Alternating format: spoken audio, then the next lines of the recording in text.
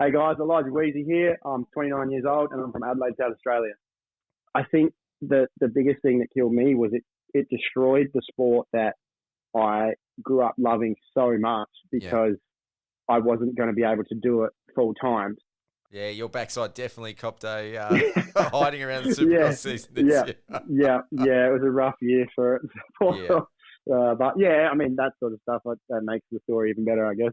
I hadn't done a wheelie on a 252 stroke in a very long time. And I was probably going about 60 or 70. And I've got it up, stand-up wheelie, missed the brake, and fully just looped the thing out. Oh, wow. And there is footage of me flipping it somewhere, but I'm never going to release that footage. That's staying secret for sure.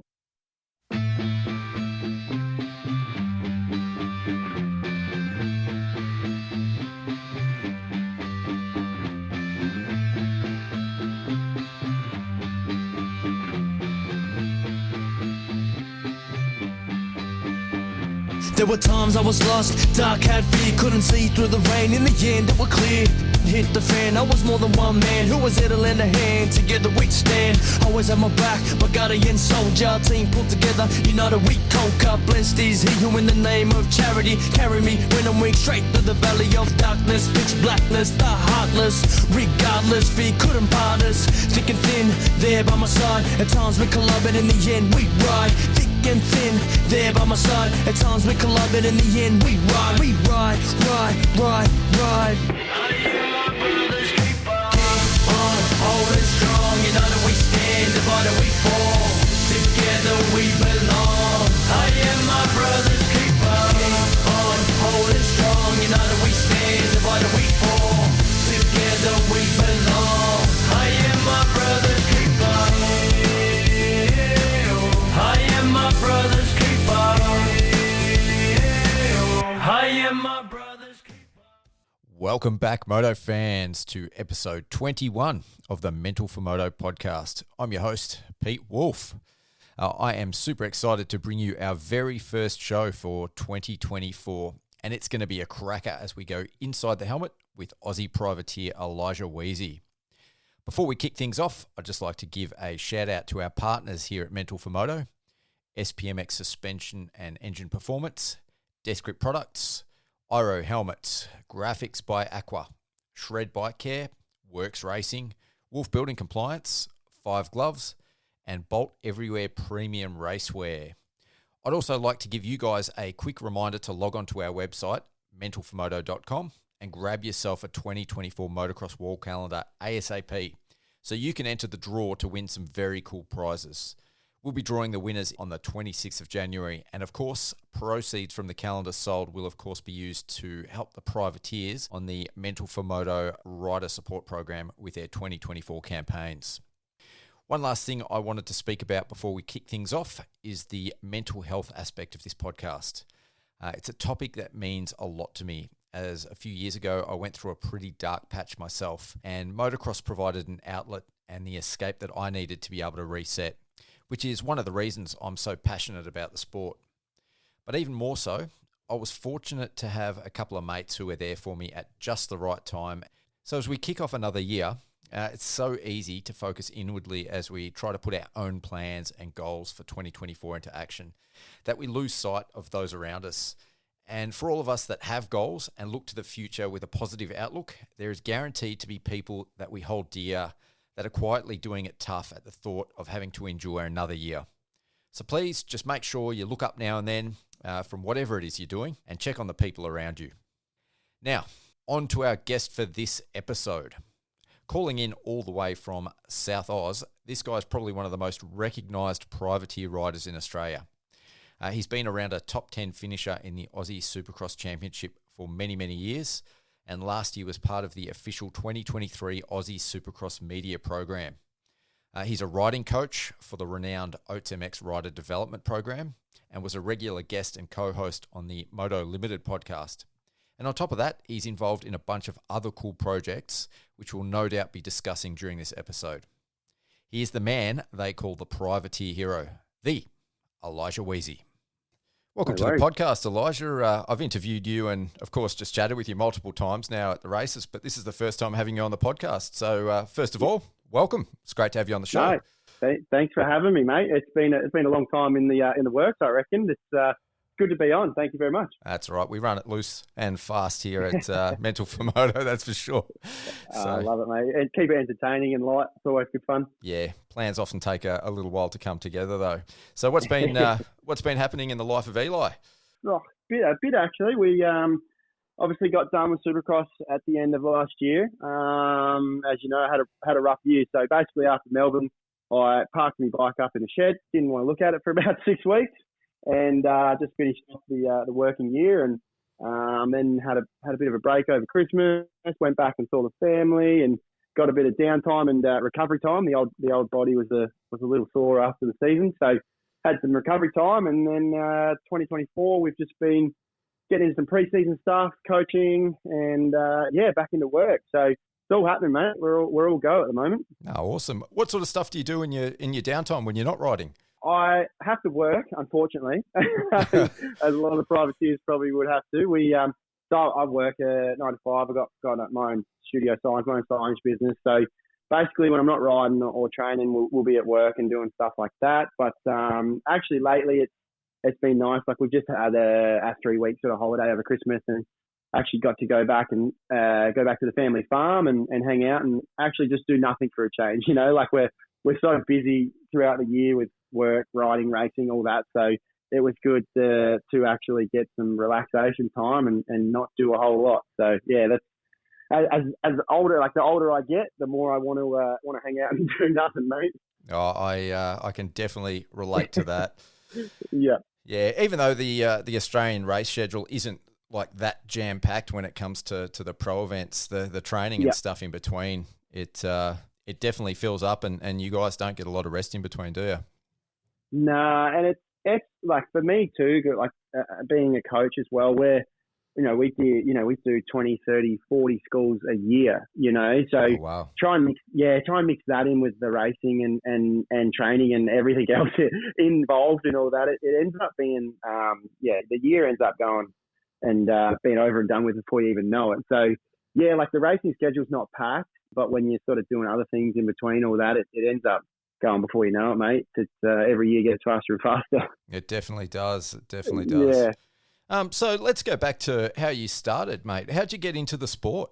So I was born in Adelaide, and then obviously lived on a farm in South Australia. So, every country farm probably has a bike of some sort on that farm, and Dad obviously had farm bikes and bikes around the place. So I was kind of just like always interested because there was always bikes around the family. Dad rode, but not raced. And then, when I was about 4 or 5, I just decided that I wanted a bike and got a bike. And growing up on, open land, like just all I wanted to do was ride. Just every single day was ride my bike, and ended up going from that to getting our own home track built, and then it just snowballs from there really. And big wide world of racing kind of opened up, and just haven't stopped ever since, mate. So that's kind of the backstory to it, and still loving it more than ever.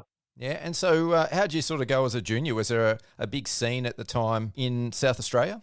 Yeah, honestly, like SA, I mean, for me anyway, it was kind of all I knew growing up was the SA stuff until we got a little bit older and more experienced. But the junior scene years ago was massive. Honestly, like we always had stacked classes. I remember when I was, 85, small 85 class, we'd have to have heats at a motocross race just to get into the main event, so there's over 40 riders each class, which is, unheard of these days. So I feel like back then, it was always stacked. And then obviously, you travel interstate and it was the same thing. So,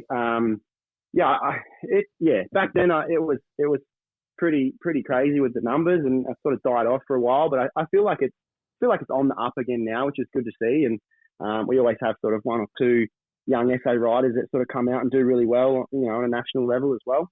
Yeah, I agree. I think, the scene is definitely on the up and up, but we had a bit of a golden age back then. So would that have been around the early 2000s? Yeah, well, so I started racing SA titles in 06. Yeah. So, yeah, so it was like 06. We had from 06 to like 2013, 14 even was like really, really good years with like lots of numbers. Even senior numbers were really good back then. And there's obviously a lot of things that were involved in the sort of less numbers, and obviously the price just keeps going up. And like I said, I think it is on the up now, which is cool to see. Yeah, as a junior, was it always something that you wanted to do, and make a career out of? Yeah, 100%.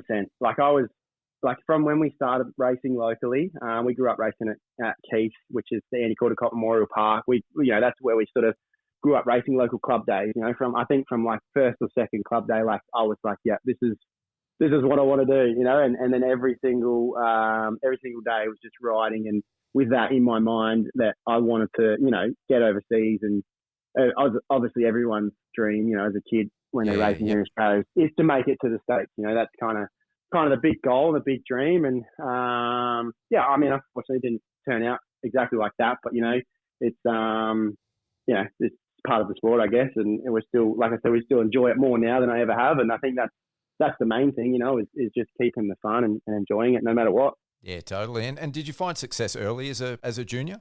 We came in like, the kids that we were racing had been racing. I mean, I guess in racing terms, we kind of started late. Like I was, on a state level, that is. I was sort of, I was 9, nearly 10 years old. Sorry, actually I was nearly 11. So I guess that's actually kind of late these days for racing, to start racing. So we kind of came in pretty late, but I think the biggest thing that helped us, have, a bit of success early was just that we rode every day on the farm. Me, I grew up, my older brother raced as well. So we both grew up just riding flat out every day. And honestly, that's the best thing that you can do as a kid, is just ride every day. We didn't have much training or coaching. We just rode. And my older brother won state titles, like state championship in his first year of racing, and I was sort of third or fourth. And so we kind of came in and sort of straight away was up the pointy end, which was cool. Yeah. But also, looking back, like it was really good having that success in a junior ranks early, but it was also kind of bad because we came in, did really well. And, in my mind as a kid, I'm like, oh, no way. Like I've only just started racing. Like I'm going to make it to America in no time. No, little did we know that SA was such a small pool. There was so much more abroad, but they were the glory days for us. It was always good fun. Yeah, I think that's pretty typical though for a lot of riders, especially when they turn pro. Like they do so well on the local scene, and there is a big disparity between even the state scene and then hitting national events as well. Yeah. Especially if you're used to winning and being in the top 3, and then all of a sudden you're facing 40 other riders that are also used to winning or being in the top 3. So how old were you when you turned pro, and how did you sort of go in the beginning? What were those first years like? Yeah, so we I believe it's a little bit different now with the MX3 class, but I turned pro at 16. Was that into MXD? Well, so here at a state level, we just went straight into MX2 pro class. Yep. And then on a national level, it was called under 19s then, which is the same as MX3 or MXD or whatever they call it now. Yeah. It was just called under 19. So yeah, 16 went straight into that class. And honestly, that was probably like the time that it probably shook me a bit because, like you said, we raced here on a local level, and it was pretty rare that we wouldn't get a whole shot or, start in the top 3 and at least be battling for the lead. And then you go, you turn 16 and you start racing nationals, and you're like struggling to make top 15s. And it's like, that was probably the first time where I was like, whoa, okay, like maybe I'm not as good as we thought. So yeah, that was kind of the first year or two of actually turning pro, was that whole process of just trying to figure it out. So yeah, at 16 too, you're quite young and still trying to figure everything out, and you got no idea what's going on. But looking back on it now, it's like it's crazy experience, and you see some of the kids that are 16 these days doing what they're doing is wild to me. Yeah, 100%.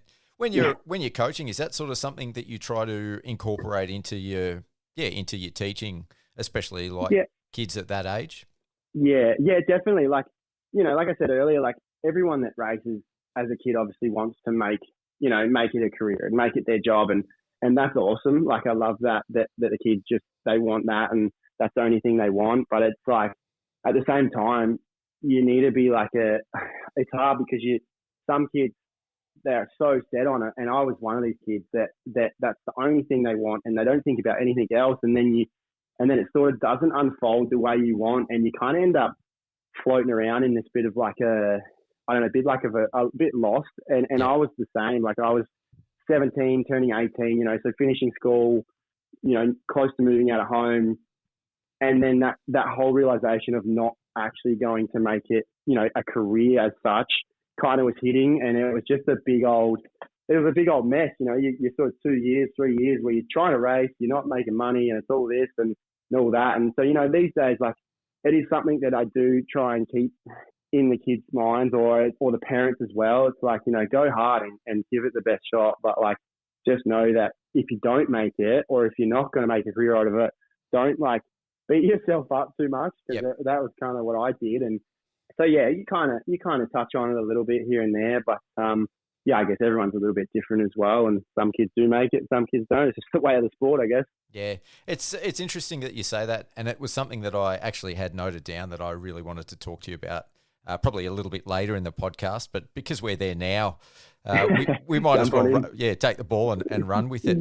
When I was sort of preparing for the podcast, I looked at some of your Quest Project interviews, and there was one where you sort of just touched on it, but you said that all you knew was racing, all you wanted to do was race, and you had nothing else. And when you realised that you were, and I'm going to use your words because it's something I want to actually dive into a bit, that you were never going to make it. It was something that you really struggled with for a long time. Yeah. So, I just wanted to really hear your thoughts about that a little bit more, and what were you hoping to achieve, and why did you have the feeling that you didn't make it or you weren't going to make it? Yeah, like I said, it was honestly a tough couple of years. You know, like at 18 too, it's such a like, as a young man or, you know, a teenager, there's so much going on in life, and then that was the only thing that I knew and wanted to do. And then when you sort of start realizing that maybe that's not going to pan out the way you thought, like, you've got, you know, and everyone at school, you know, school's so based on, you know, career, like, what are you going to do after school? What are you going to, you're going to study at uni, you know, this and that. And I was just never even half interested in any of that, not even work, you know, because all I wanted to do was race, which, you know, and it's a hard balance, because if you're going to make it pro and if you're going to make a career of it, that's obviously all you've got to do. Yep. But then also, if you don't make it, then you've got to somehow try and come up with a career, or, you know, figure out what you want to do afterwards. And yeah, it kind of threw me a little bit. And yeah, like I said, there was a few years there where I was kind of just, you know, still trying to do the racing thing full time and working part time. And, you know, parents are saying, what are you doing? Like, are you going to give it up, or are you going to, like, you know, get a career and stuff like that? And so it did take, you know, 3 or 4 years for me to actually come to the terms that it's not going to be my full-time job. Yeah, you're not going to win a championship. No. And I was, you know, some of my best results was, you know, like, you know, top 10s in Supercross and 12th and 13th in motocross, which is like, it's not bad, but obviously here you're not making money from it. And at that rate, you're not going to America. So I think the biggest thing that killed me was it destroyed the sport that I grew up loving so much, because I wasn't going to be able to do it full time. So I think the biggest thing looking back that I wish I could have, you know, maybe just taken a step back those years that I was chasing it full time and enjoyed it more, you know, and just took it for what it was, and, you know, result based or whatnot, you know, like just enjoy that I got to race those few years full time, you know, obviously with the support of my parents and stuff like that. I look back at it now and I'm like, man, like, that would be the dream, just to do that again, you know, like, and not have to work. So I wish that I enjoyed it a little bit more back then, and wasn't so, like, hyper fixed on just, I've got to make it, I'm going to make it, and, you know, just take it for what it was. And it was a little bit of a struggle for a few years, but like I said, obviously I'm still here doing it, but I enjoy it now more than I ever have, because I look at it from a different aspect. You know, I look at it from someone who tried to race full time, thought it was going to be a career, and then kind of, you know, phased out of it a little bit because I got over it and sick of that. And now I'm looking at it from the other side and being like, man, like, I'm just so blessed that I get to do it when I get to do it. Yep. You know what I mean? So yeah, it's a crazy story, and you could probably talk about it all day on, you know, seeing kids do the same thing, and, you know, come in and out of the sport so often. And I think that's maybe one of the biggest reasons is because they get to a point where they've chased it their whole life, and then they realise that it's not going to be a viable career. So then they just fully cold turkey and ghost, Yep. you know. So it's something that I think that's why we lose so many riders, is because, they get to that stage and they don't enjoy it anymore. And then they go, well, what's the point, you know? Yeah. And I think there's two different aspects of sort of what you just spoke about. So I'll separate them. So one is about, quote, making it and what that means. And the other one is the financial aspect of making it a viable career. But and that's why I wanted to use use your words about never going to make it, because, from the outside looking in, I rode as a junior, then had a long time off the bike and took up the sport again as a vet. And so now covering it as media and getting to talk to you guys, and I really enjoy what I do. I look at the guys that are racing Pro MX, whether they're winning or coming 30th or 35th, and I look at all those guys and I think, wow, they've made it. They're actually competing on the national level. Yeah. And so I find it really interesting that a lot of them especially are very disillusioned. When you talk to them, they're very disillusioned because they're not winning championships or they haven't got a factory ride. But the reality is that there is so few factory rides out there in the grand scheme of things. If you look at all the kids that can really ride, or even adults on the national scene, there's so few factory rides and so few are actually going to make it financially viable as a career.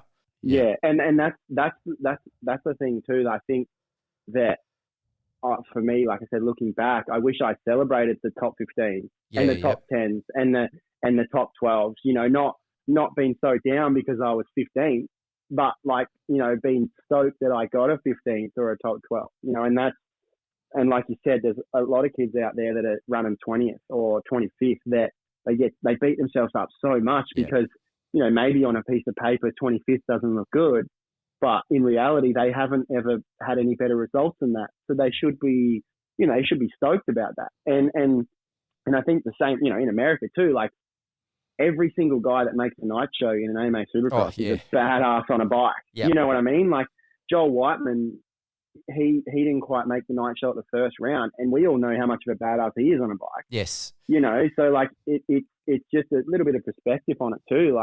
Dude, if you're, even if you're in the top 40 at a national when you're there riding, that's there's not many people that can just go do that, without being good on a bike. So it's a little bit backwards, and well, not backwards, but you look at car racing, F1 and other sports, to be in the top 20 of those sports is the best thing in the world. And I know that we're not those sports, but we could probably start looking and being stoked with those results a little bit more, I think. But you could reel off 50 sports where that's the case, where people in the top 50 or 100, or even something like golf, if you're in the top 1,000, you're you're probably doing awesome and making it financially viable. And like you said, it's very much about perspective, and and it's that real balancing point. Again, being at a later aspect of my life, and having competed in different sports, and then trying to translate that into what I see in motocross. Yeah. I think, you can be happy with 20th and still want more. Whereas I see a lot of these younger riders really beating themselves up. And I think, and I'd love to hear your thoughts on this, because there's probably a few riders that you've coached, certainly that I know of, where their potential, you see them at the practice track and they are so fast. And it's for me, I think a lot of it is a confidence thing when they actually line up on the gate, because their ability far exceeds their results. Yeah. And so when you have that mindset of being so focused on just results and beating yourself up, do you think that really impacts your riding? Oh yeah, it definitely does. And you probably know the same riders that I coach, that you're talking about. I'm probably thinking the same guys, there's a group of that we have, and it's so hard because they get so, like you said, it's so results based that they mentally just, if they don't get that result, it just ruins them. You know what I mean? And you like you said, you watch them at a practice track or a local club day, and you could swear that those guys would go out in top 5, top 10 at a national level, and then it just doesn't translate into the racing. But I think that is a bit of it, and a fair part of it is that just that expectation is there. And I always found for myself that whenever I'd build up this crazy expectation on a certain result, I would usually do worse. Maybe I was just bad under pressure. I don't know. But but then the years that I would just go in sort of open mind and enjoy it a little more, I would always ride better. And I'm pretty sure that would be the case for a lot of these guys and a lot of these kids is just going in with the expectation of doing your best and having some fun with it. And I guarantee they'll ride better. But it is a hard line because obviously, the best in the world, the champions, like, the Ricky Carmichaels, the James Stewarts, all those guys, they had to win. Yes. That was like their only goal was to win. And they obviously made it happen. And that's there's kind of two sides to it a little bit, I think. Yeah, definitely. And like if you look back at those champions that really had a lot of success, especially in the US, like your Ryan Villapoto and your Ricky Carmichael as well, they hated it while they were doing it. Yeah. And that's something that like we all grow up riding for the fun of it. Like we didn't get into the riding bikes because like we needed a result. We got into bikes because it was fun and it was something that we loved doing. So somewhere along the line, a lot of people lose that. I did myself for a while, and it is hard because like you said, the greats of the sport have said that they were miserable while they were doing it, and that's something that I never wanted to do and don't want to do now. And I think that's kind of switching a little bit now, which is cool. Like, you see obviously Jet Lawrence and Hayden Deegan and the younger generation coming through, they seem to have it figured out. They seem to enjoy it more, and I think that's from maybe a little more freedom with teams and things that they can do outside of it. So I think it is changing a little bit, which is cool, but it always comes in stages, like then who knows, the next generation might be just work hard again and not enjoy it. So who knows, really. And I totally agree. Like I think personalities in particular, like people like Jet Lawrence and Hayden Deegan, they're getting a lot more freedom to actually show their personalities on the racetrack. But I think the true test of that and I'm trying to think of how best to word it, like their approach to racing and their sort of happy-go-lucky side personality, when they haven't got their helmet strapped on. I'm curious to see with those guys if that's going to change when they're not getting the results, and they're obviously going to have hurdles in their career. It's unlikely they're going to have a smooth run all the time, even though, at this stage, they're both looking like they're going to have some phenomenal careers. So that's something I'm really interested to see. Yeah, definitely. And it's, like I said, I think that side of things has shifted a little bit too, like you see it with like interviews of Jason Anderson and even Justin Barsha and those guys, because they were kind of pre this Jet Lawrence, Hayden Deegan generation. They were sort of before this, and they have, they say that they've kind of been made to be in this box of this is what you need to do, this is the industry, this is what you need to look like. And so they haven't been able to necessarily show their personalities and that reflected on their riding, I believe anyway. They might say differently, but you see him now and Anderson is riding just as good as he ever has. Barsha, obviously, Barsha's had a bit of a rough couple races, but he's still in it and still a factory level rider and still a top level rider. And it's because, and I think it's prolonged their career because now it's okay to show your other side, or it's okay to have a bit of fun with it and have a little bit more of a loose program and still put in the work, obviously. But I think, it's shifting a little bit, which is, I think, going to make guys want to race longer and keep going, which is cool. And that's definitely happening. And looking at Barsha and Anderson in particular, it's interesting you bring those two up because both of them have said in interviews that they prefer riding with that next younger generation, those guys coming up. Yeah. So it's obviously, it's something that they're learning from the younger guys as well.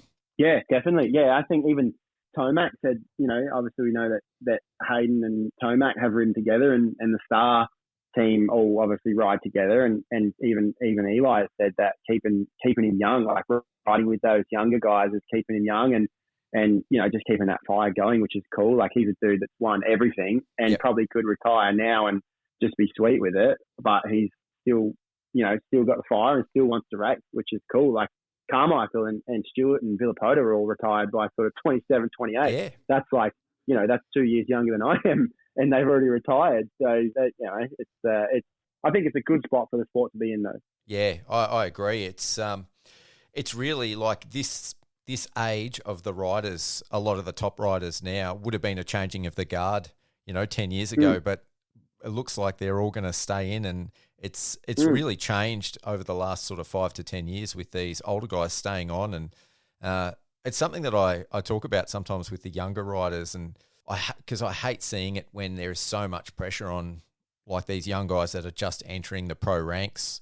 Yeah. Especially when they injure themselves and wipe themselves out in an effort to get results, because there's still, I think on a lot of levels, especially in Australia, this perception that if you're not going to make it in the first 2 or 3 years, your career's cooked. And, obviously, again, there's that financial aspect. You can't live the privateer life forever, or it's very difficult. No. Yeah. So you have to sort of get some results or some attention pretty soon. But the reality is, as far as riding ability goes, these guys can still be competitive at in their late 20s and early 30s if they want to be. Yeah.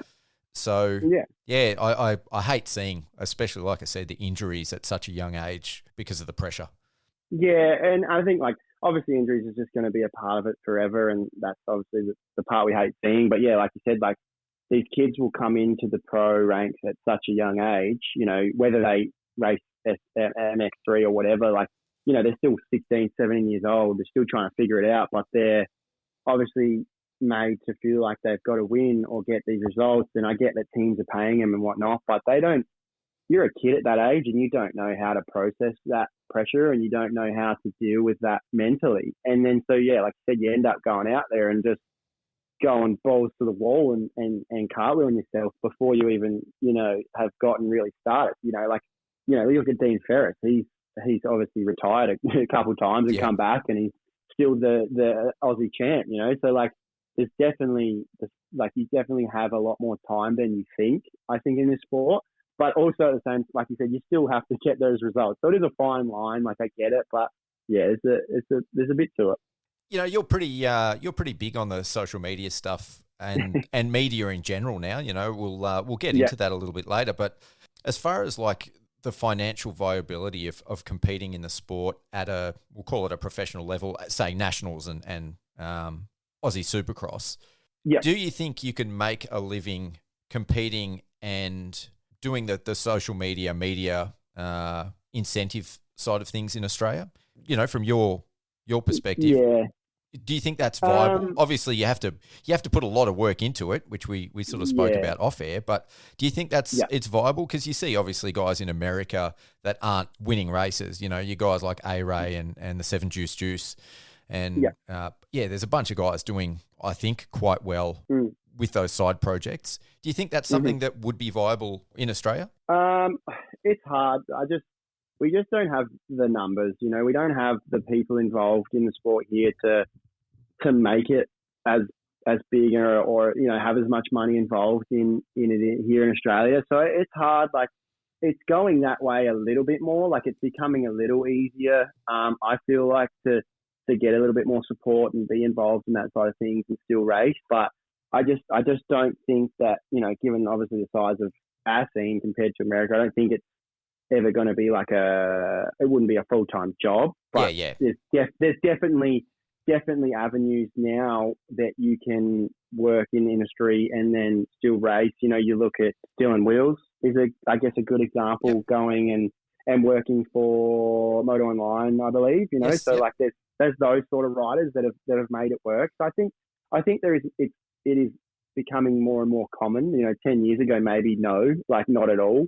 But now I think it's becoming more common, and it is getting more reach, and which obviously with more reach will become more opportunities. So I think maybe a few years down the track that'll be more common, and people will start doing more of that, working within the industry to then help them race, and then further their careers, still work in the industry, further their careers, and then still be involved with the industry after riding. So it is going that way. I would love to obviously see it the same as America, but I don't think it ever will be that big. But we'll see.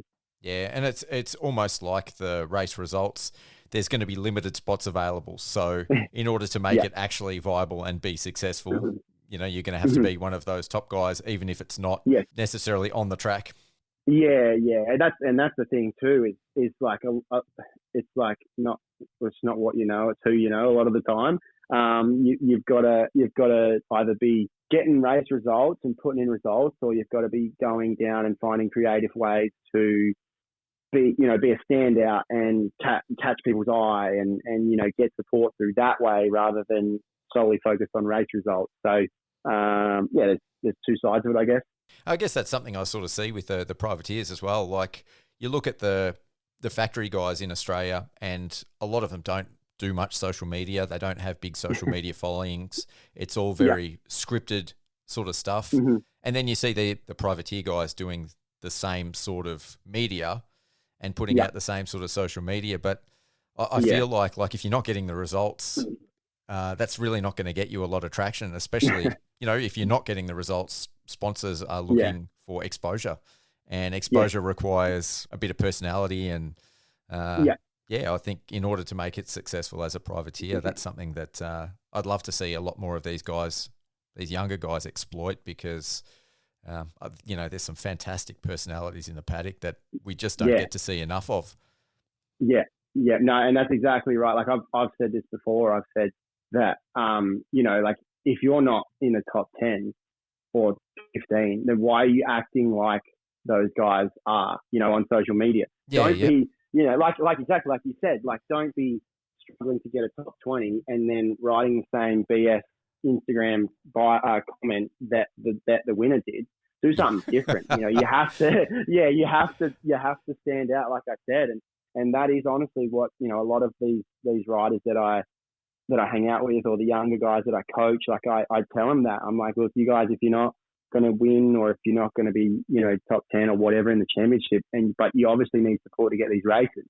Give the sponsors a reason to support you. Don't just give the old saying spiel that everyone does, like, oh, I had a rough day, blah, blah, blah. Like, make a joke or just be different, be yourself, I think is a big part of it. But that's also a fine line too, because you don't want to try too hard, because then it looks too forced and too put on, like you don't want to try over the top, but then you've just got to be, just yourself. It's a whole thing. I don't know. I think like it might not be my cup of tea or your particular cup of tea, but I see some pretty crazy stuff on social media, and some of it seems to get a following. Ronnie Mack's got a massive following, and he's definitely not everyone's cup of tea. No, well, but that's a prime example of that being different. He's made a career. And we obviously all know who Ronnie Mack is. It's Jimmy Albertson. Like, we all know that. Oh my gosh, sorry, secret's out. But like we obviously know that he was a racer and did reasonably well, but probably wasn't going to be a full-time job or a career as such. So now he's done this Ronnie Mack thing. He like, it's his job. So, there you go. It's just not saying everyone has to be Ronnie Mack, but something different. Yeah, well, I mean, they can be Elijah Wiese. Like, your right. Case in point. I mean, I think you'd agree. You're not winning races, but no. You look at the Australian Supercross. You were part of the AUSX, the media press day. You did a lot of the promotional media for that. Without your personality and the exposure that you've done and the media that you've done leading up to that, especially your social media, no one would know who you are, and it's awesome. Like, you bring so much to the sport. Yeah, well, like I crashed out of. I finished Adelaide, but I crashed out of the other rounds. But I was still at every press day, so I still got invited to press day. Like, and then went to the World Supercross press day with the surfing and stuff like. And I'm sure, and this is going to be natural for anyone, but I'm sure there's people absolutely bagging on me and saying like, why is he getting that? What's going on? And I get that. That's fine. Yep. But at the same time, like I've put in work to be like have exposure and be someone that Australian Supercross can come to and be like, hey, can you push this or can you push that? And it's not just it's not just luck of the draw to get that. Like, I've actually put in a bit of work to get that, and obviously massive thanks to the Australian Supercross guys and everyone that has kind of caught on and seen it. It's just it's funny. Like, there's a lot of people that probably would be like, oh, why is he getting this? He's not even getting race results. And heck, I didn't. But, we've still got good exposure, I guess, and sponsors loved it. So we're winning. Yeah. And look, to be honest, I actually don't think there's a lot of that in motocross. That's one of the things that I love about motocross. People seem to love the underdog. Like, you look at tennis and you don't get people rallying for the those guys that are sort of on the fringe of the professional scene. Whereas in motocross, like, people love the privateers. You know, they want to know more about the privateers. My privateer podcasts get more downloads than the factory guys I've done. By a lot, by a lot. So, and that's definitely something that I don't see in other sports is, when people, I think generally when moto fans see someone like you at the press day, they get excited, like they're stoked for you. I don't think there is anyone going, oh shit, how come he's there and, such and such isn't? Or... And I think that's just because like the average person or the weekend warrior can probably relate more to myself, having a full-time job and still racing than they can to the guy who's getting paid to go out there and race and ride every day. You know what I mean? Like, I think they just relate more to that and they feel more like, we're just, I mean, I know everyone's obviously a normal person, like, but there's those top guys that are just kind of unreachable. And then there's the guys that are like, we are just out here struggling working, but we're having fun. And I think they can see that. And, and honestly, like Oz Supercross nailed it this year with pushing that side of things. Like they went hard on the privateers, they did so much for us. And I think they really nailed it. And I think that's honestly sparked a fair bit of interest with a lot more riders involved in Supercross. So I think hopefully motocross this year, like we see a little bit more of the same in the motocross series. Yeah, there's a lot that happened through the Aussie Supercross. Like, this was my first Pro MX season last year, and then obviously Supercross as well. And I saw a lot of stuff in Supercross that I hope gets carried across into the Pro MX, as far as like the way that they dealt with the media, the way it was organised, the opportunities for media that were granted to both the media and the riders.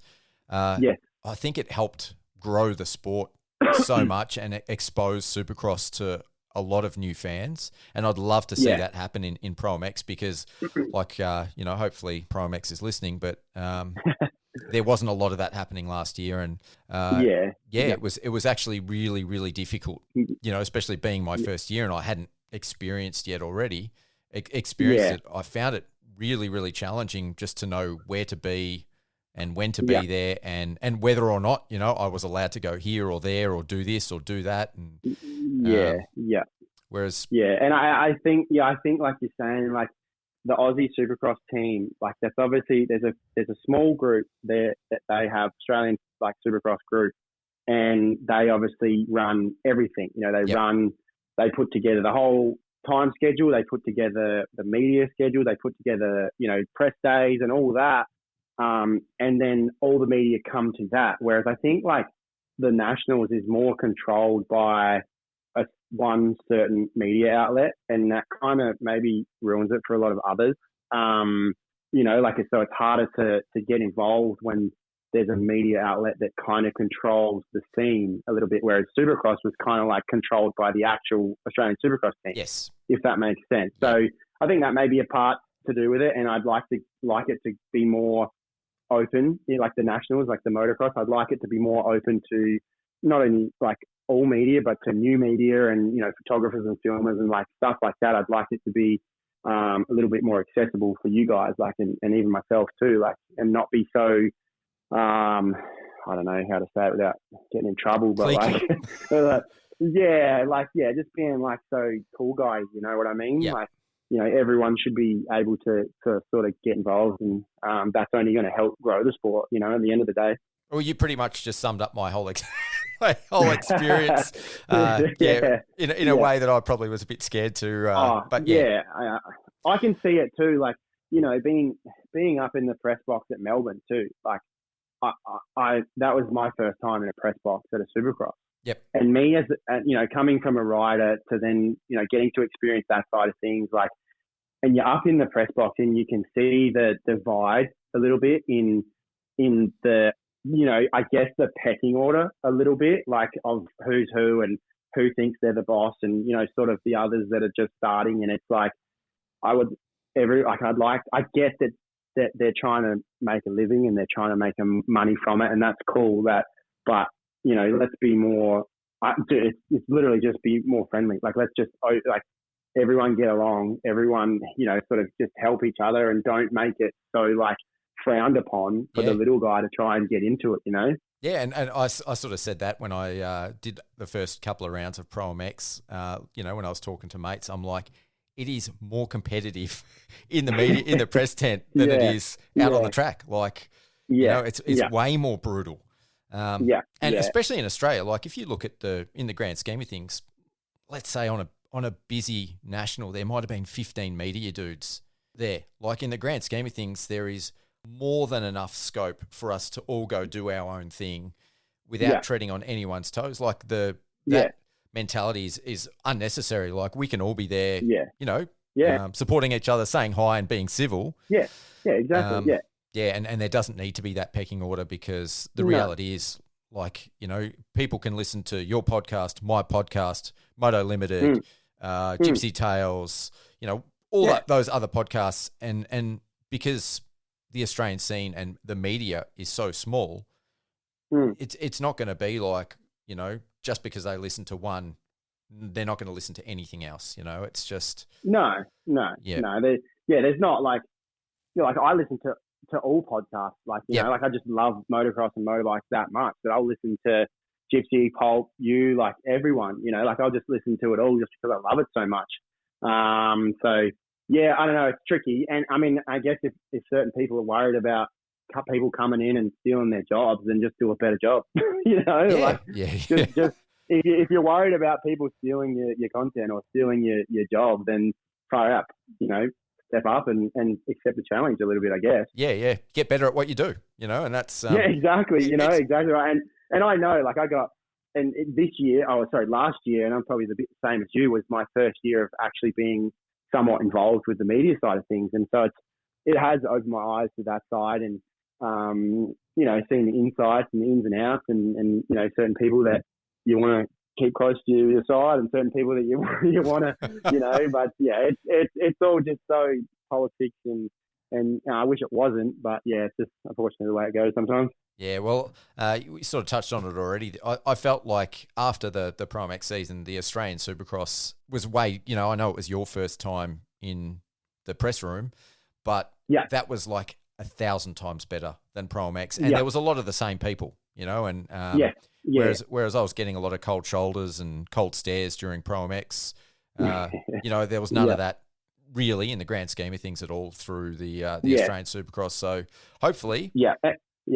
Hopefully, we'll see, I guess, in a month or two's time when the series rolls around. But I feel, I'm a competitive person. Like I love competition, so I enjoy that. I enjoy it, and this is a big part of the reason why I want to get more involved in media and more involved in doing stuff, because I love.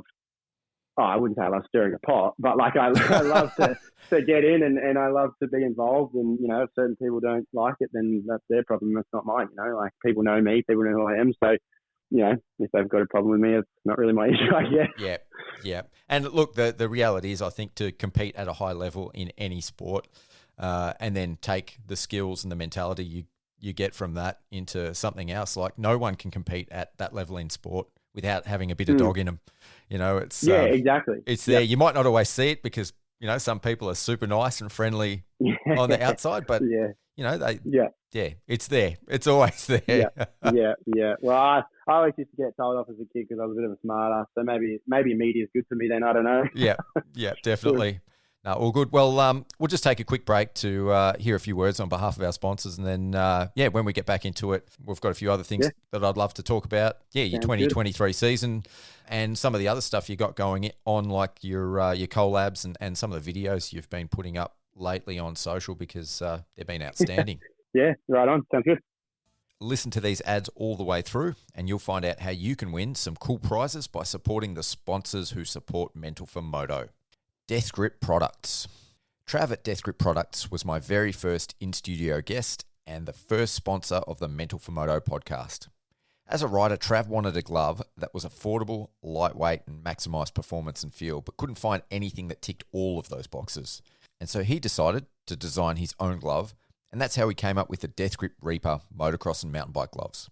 I've been wearing Death Grip Reapers for about 3 or 4 years and absolutely love them. Ever the supporter of the Mental for Moto podcast, Travis set up a discount code just for listeners of the podcast. So to get a whopping 35% discount, either visit deathgrip.store or the Mental for Moto website and enter the discount code MENTAL23 and you'll be able to pick up a pair of Death Grip Reaper gloves for under $23. Wolf building compliance and fire protection. Having a quality fire extinguisher in your trailer and workshop is one good way to make sure that your valuable dirt bikes don't accidentally go up in flames. Servicing the Greater Melbourne area, Wolf can help you out with all your fire protection needs. Visit wolfbc.net or click on the link below and use the contact form and the guys at Wolf will be sure to look after you. Graphics by Aqua. If you want a lit kit, Graphics by Aqua have got you covered. Neon colours, metal flaking, holographics. Graphics by Aqua are taking jersey prints, graphics kits and graphic design to the next level. Best of all, Graphics by Aqua is locally based and exclusively use premium quality local suppliers for their full range of products and services. They even do custom logo designs and work uniforms. To see some of their awesome work, check out the Graphics by Aqua Instagram page and give them a follow while you're there, or simply follow the link below to visit their website. SPMX Suspension and Engine Performance. Steve Powell, the man behind SPMX, is a former pro racer, a former factory mechanic, and the current 40-plus Aussie Pro MX champion. So you can trust that he has the expertise to get your bike dialed in specifically for you. And no, bike mods aren't only for the pros. Speaking from first-hand experience myself as an average rider, I can tell you that the changes that Steve's made to my bike have not only made it handle better, but also resulted in me having far less of those oh shit moments and fatiguing less as well. So whether it's setting up your suspension and chassis to suit your speed and type of riding, remapping your ECU, to getting the best performance out of your motor, SPMX is your one-stop shop. To learn more about all of the great services available at SPMX, simply click on the link below and let Powley get you sorted. Shred Bike Care. The concept behind Shred Bike Care is simple. A clean bike is a fast bike. And with a complete range of products, from bike wash and degreaser to chain lube and surface treatments, Shred can have your bike looking clean and shiny every time you hit the track. To check out the full range on offer at Shred Bike Care, visit their website by clicking on the link below. Iro Helmets. Iro Helmets have won over 125 motorcycling world titles with world-renowned superstars including Antonio Cairoli, Jeffrey Hurlings, Marvin Muscan, even Jason Anderson. From the world stage right down to the grassroots motocross scene, Iro is the title sponsor of the 2024 Gippsland Motocross Championships and even supports up-and-coming local legends such as Memphis Trevina and Zane McIntosh. As one of the lightest and safest helmets on the market, when it comes to protecting my most important asset, I choose Iro as well, and I've been wearing Iro helmets for nearly 5 years now. To check out the range of Iro helmets, head into your local dealer today or click the link below to visit the website. Works Racing Goggles. Roll-off systems are expensive, right? Wrong. For under $100, you can get yourself a quality set of Works Racing goggles complete with the Works Racing roll-off system and never have to worry about having clear vision again. And unlike many other roll-off systems on the market, the unique design of the Works Racing roll-off system maintains a wide field of vision while minimising the width of the outer frame, so they'll fit nearly all senior and junior helmets. See clearer in 2024 with Works Racing goggles, now also available via the Mental for Moto website. Bolt Everywhere Premium Racewear. Growing up in the 90s moto scene, I love nothing more than a brightly coloured gear set. And they don't get much better than the 2024 range from Bolt Everywhere. My personal favourite colourways are the Blast 4.0 Vibrant Apparel and the Blast 4.0 Pink Apparel. Fully Australian owned, Bolt can even personalise your gear with in-house jersey and sponsor printing. To set yourself up with a premium quality Bolt gear set for the 2024 season, head over to the Bolt Everywhere Insta page and DM Tom to place your order now. 5 gloves. The new 5 MXF race motocross gloves have just hit the market, and having had the opportunity to test these out at the local track, I can tell you that they are quite unlike any other glove I've worn. As the highest end handwear in the 5 range, the quality, function and comfortability of the MXF race is obvious the moment you slip them on. Whether you prefer motocross, bush or even road riding, 5 have a glove to suit every motorcycling discipline and every budget. Simply click on the link below to find the 5 glove that is right for you. Now, to say thanks to our amazing partners and you listeners for supporting the sponsors who support Mental for Moto, here is how you can win some prizes. All you need to do to enter is post an Instagram story of you using a product or service from one of our partners and make sure you tag Mental for Moto so we see it. I'll be giving away a new prize every month to the most creative post. Now, let's get back to this episode. Thanks for the first half, mate. We'll get into the second half now. I wanted to chat about your 2023 motocross and supercross seasons. So let's start with the Prime X. I think you only did the last 2 rounds. Is that right? Yeah, I did 3. Did I do 3? Yeah, 3 rounds. I did Gilman. Of and course. then I did QMP and then Coolum. Yes, So, yeah, it was fun. Motocross was fun. Like, I hadn't planned on doing any. And everyone that knows me knows that I'm kind of like a real last-minute, unorganised kind of let's go race kind of guy. So, Gilman was really cool. I got that opportunity to ride and fill in for the WBR team. Oh, yes, which was like dream come true kind of sort of stuff. Like Trav and Nathan and the whole Whitten family, they had supported me a little bit the Supercross season previous to last year, so 2022. Yep. They had given me a bit of help throughout the season. And then, obviously they had some bad luck with their riders and Maximus Purvis was still riding and they had a few 250s sitting there and Trav rang me like the week before Gilman and said, what do you reckon? You want to jump on the race bike? So I jumped on that opportunity, which was cool. Obviously results weren't great because I hadn't actually ridden the bike before and just jumped on it in the morning. But there was more of just an experience thing, which was cool. And then, QMP and Coolum were a bit of a struggle. Like I said, I hadn't really raced motocross all year and just kind of was just jumping in and out of certain races and, fun events that I wanted to do. So we managed to get around and we had I think my best finish was a 21st at Coolum. So it was fun. Like I was on the 252 stroke and I actually just really enjoyed.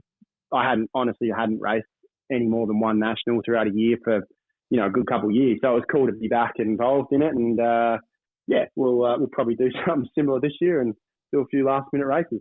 Ah, very cool. With the WBR bike, because you obviously ride Yamahas.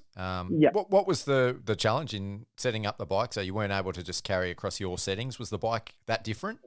Yeah, I actually ran their whole setup. So like even suspension and everything, they put a setting in their stuff that was, that they thought would be suitable for me, and it was. But honestly, it was pretty close. But it's crazy. Like I know, like same chassis, same everything as the bike I was riding, but the bike I was riding was a bone stock 2DF with some suspension done, and then jumping on their bike, which was an absolute rocket ship, and different suspension. Like it's crazy that the same bike technically can feel so different. Like I would have loved to have a week testing or just at least a week riding on that bike because I unfortunately didn't do the bike. It's like I didn't do the bike that well. The bike was probably way more capable than what I was. But that thing was a rocket ship. It was a cool ride, and I mean, who knows? It might be the only time I actually get to ride a race bike. So it was cool. And what was sort of the biggest takeaway after riding a weekend for a team compared to obviously living the life of the privateer hero? Like it was funny. Like going into it, I kind of didn't like. I was kind of like, look, we'll just go in and we'll do like my thing, my same thing. I'll go ride, just do my normal thing, and then you get there and do like just everything is just organized. Like it's crazy that the amount of stress that I didn't have to deal with, like because literally like go ride the bike, come in, and I found it hard to kind of like. I would come in from a ride and be like, hey, like, do you need me to help? Or like, do I need to do anything? And Jack, my mechanic, like he's an awesome bloke. Jack would be like, nah, literally go into the truck, sit down and chill out. And I was like, it took me a little bit to kind of get used to, but like, you can see how it's just such an advantage just to be able to just worry about the riding and then come in and just chill out and do whatever you got to do to get ready and then go out and ride again. Yeah. So it was amazing. Like it was such a cool experience. And who knows? Maybe I'll get a fill-in ride somewhere along the line. But those guys were awesome, and that was cool. Oh, that was my next question. Is that something you'd be open to if the opportunity came up? Yeah, 100%. I 250, 450, I don't really mind if it's a fill-in ride. Like I'd jump at it for sure. And like that's kind of like like. Yes, I obviously want to put in results so obviously we know Supercross is my main thing. Like I like Supercross, but like, I want to put in results for myself, but also, like, I want to be in a position where teams can be like, oh, like, he's a decent rider. He's around the top 10 mark. We need a spare rider. The other guys in front of him on teams, like, let's give him an opportunity. Like, I kind of want to be in that position to be able to get those fill-in rides. And I think too, like, you see it quite a lot in America. Like, guys will get those fill-in rides and stuff like that here. But here in Australia, we don't necessarily see it as often.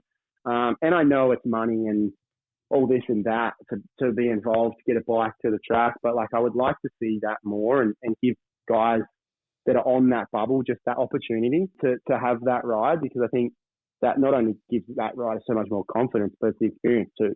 Yeah, totally. We sort of spoke about it off air. The good thing is there's a lot more teams popping up, satellite and secondary teams popping up. So hopefully those opportunities for riders actually start increasing more, because, there is a rate of attrition through a Pro MX and a Australian Supercross season as well. There seem to be every year, there's injuries. So there's going to be spots opening up. I think, like you said, you're all good. There's definitely a few more satellite teams popping up, and they're actually putting in, like, really good efforts. Like, I know you mentioned, like, the Elliott Bros. I believe they're Gas now. They've just switched to Gas, I believe. They have a really good outfit, and there's a lot of teams that are like that have, these, good support programs, and I think that's coming from the sport here in Australia, at least, is growing. That's a good sign. That's a good sign of growth, is having more support and more teams like that. Yeah. So hopefully we just see it, continue trending on the upwards. And I think that's also, the promoters and, Pro MX and Australian Supercross, if they keep building on their championships and making them better and better, then it's going to be more, more of a thing for teams to actually want to be involved in. Yeah, I get the feeling from the way you sort of talk about it that you feel that you're kind of in the twilight of at least your racing career anyway. Would that be sort of accurate before I ask my next question? Yeah, definitely. Yeah. Obviously I'm 29 now, so I'm not a young buck anymore. I still, like, act like I'm 12. Still young. But still young at heart. And I kind of think realistically, like, I have another 5 years, maybe of decent level riding and racing, whether that be just a state level or Supercross here in Australia, and, who knows that is. But I reckon, another sort of 5 years and then, I might just, have and ride for the heck of it, and I've got a few things that I want to tick off before I do sort of, completely stop riding. And that's sort of in the works at the moment. So, yeah, we got a little while left in me yet. So if the opportunity came up to ride for a team, even if it was a fill-in ride for like a full Pro MX season, is that something that you would still do? Yeah, 100%. Definitely. Yep. Yeah, definitely. I would, like I said, I would jump on any opportunity to have that fill-in ride. And it's hard to just jump off the couch and go do that. So it's, and that's probably part of the reason why these last 2 years I've been, training just as much off the bike as I ever have been, just in case, you do get an opportunity, you're somewhat, at least half ready and can at least put in a good showing and whatnot. So, yeah, well, who knows? We'll see. Also, that was what my next question was actually going to be. What does your midweek program look like? Even though you didn't race all the Pro MX races this year, how often are you getting out on the bike, and what's your training program off the bike look like? Yeah, so, like I said, I'll probably only be on the bike once, maybe twice a week. Mm-hmm.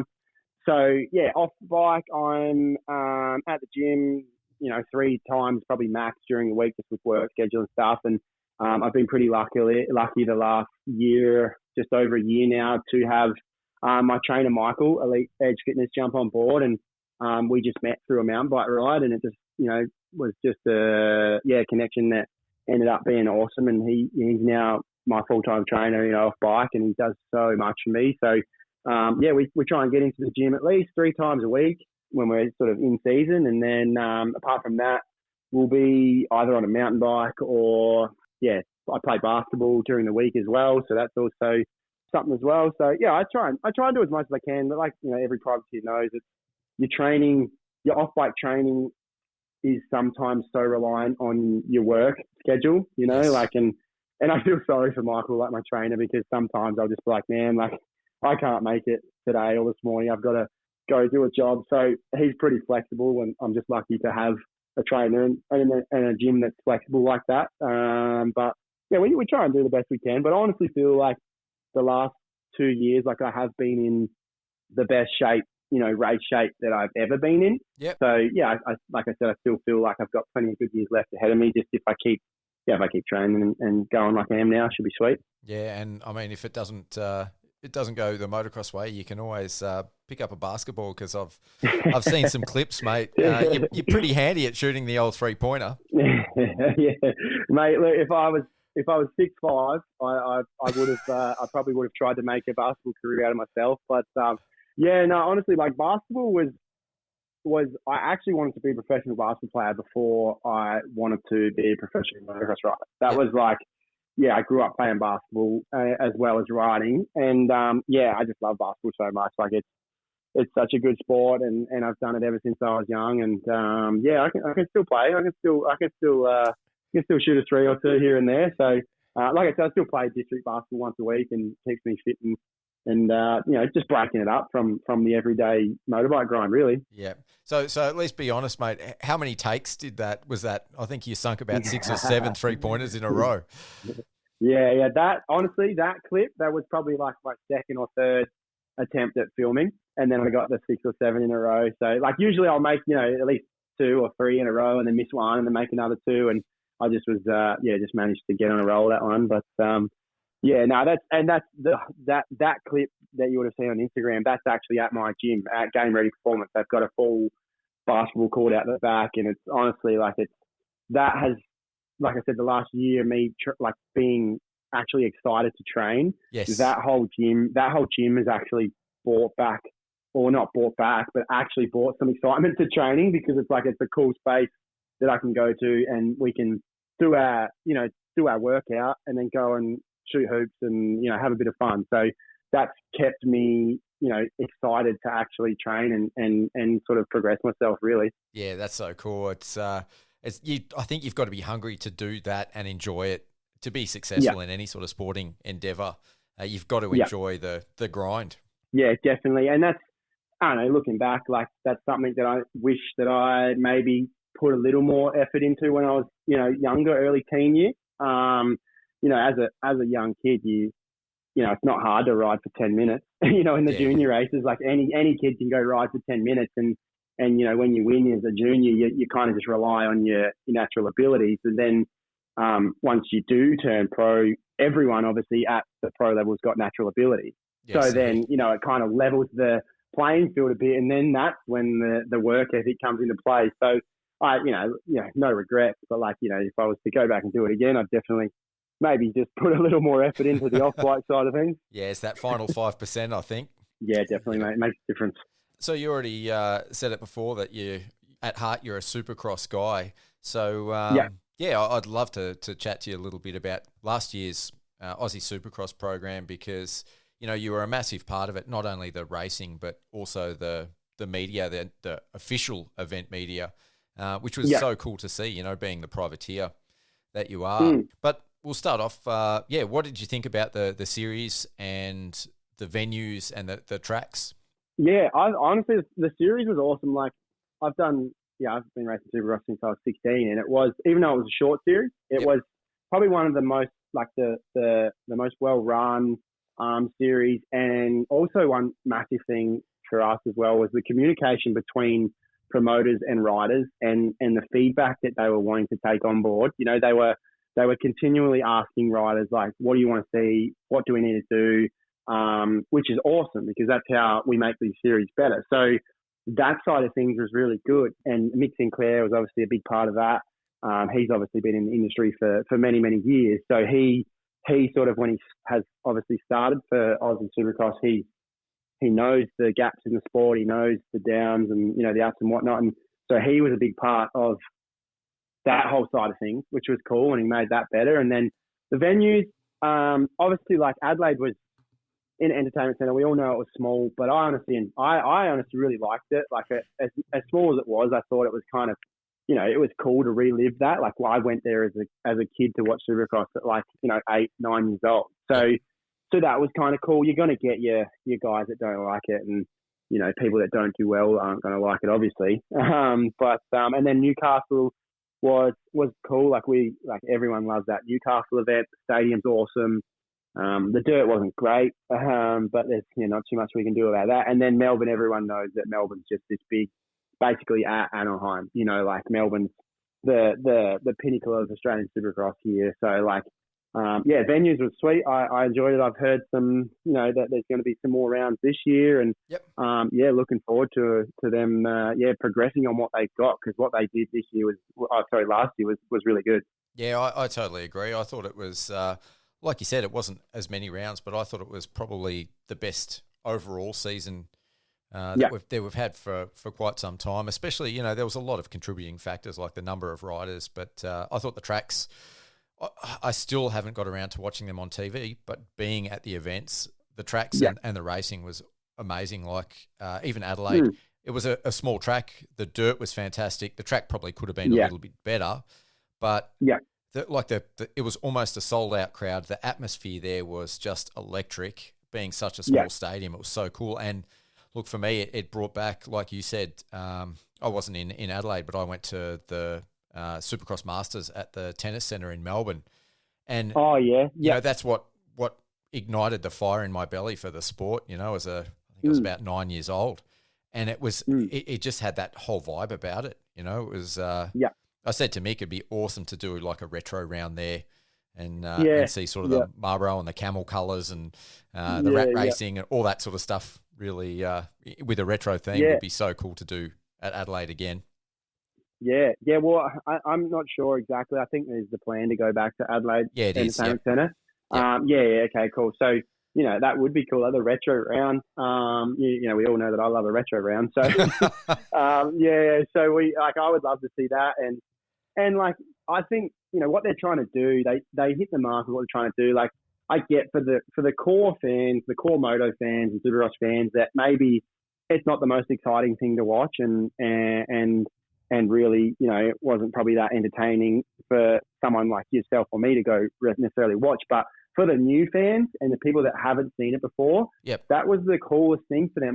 Even people that I knew that hadn't ever watched Supercross before, and they went to this event in the entertainment centre.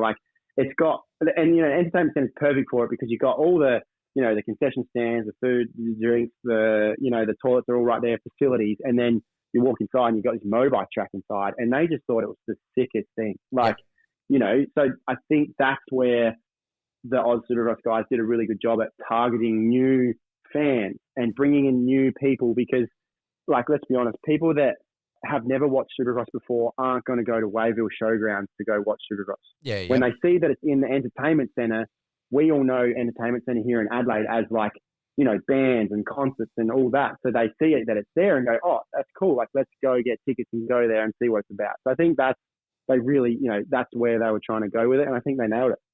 Yeah, totally agree. And I don't know, I'll kind of disagree with you as far as the diehard fans go, because maybe I'm just too positive, but I really haven't seen too many Supercross events ever anywhere where I've gone, that was shit. I think you're a little bit like I'm the same. Anything motorbikes, I'm there. I love it. But I get you. Yeah. So, people just need to lighten up a bit. And to be honest, I actually liked the fact, I wouldn't want to see every round like Adelaide. No. But I liked the fact that it was just something a little bit different. And then, you move on to Newcastle and you got a full-size, full-spec Supercross track. And like you said, the dirt wasn't amazing. And I think you were having a pretty good night until you tried to use your spinning back wheel at 14,000 RPM as a hair removal device. Yeah, it was going good until it wasn't. Let's just talk a little bit about that. How was your night at Newcastle and leading up to that at least? Rough. It was so honestly, last Supercross season, like I said, I had trained all year, because that was the goal all year, was we might do a few motocross rounds here and there, but we're going to get ready. We're going to be ready come Supercross time. I've just always been better and enjoyed Supercross a lot more. So that was always the goal. So, coming into the season, I honestly felt really, really good. Everything was just at the test track, everything was clicking. I felt great, and, quietly was sort of pretty positive about the whole series. And then, Adelaide happened, and obviously Adelaide was a 10 gate. I Yes, knew yeah. that was I knew that it was going to be like, for me, if I hadn't made it into that 10 gate main event, that's an absolute win. Yep. So Well, you've beaten a factory guy if you're getting on that yeah, gate. Yeah, exactly. And I got 12. So Yep. technically, normal main event, that's fairly good. Yes, I was happy with that, and that's about where I sort of thought I would be. So going into Newcastle, everything was pretty positive, and I don't know. I struggled a little bit throughout the day. I kind of just took my time to get into it, and there was one thing that I had learned from 2022 was in 22, I was just so eager to get on track and just do everything so quickly that I was making mistakes and crashes and stuff early on in the day.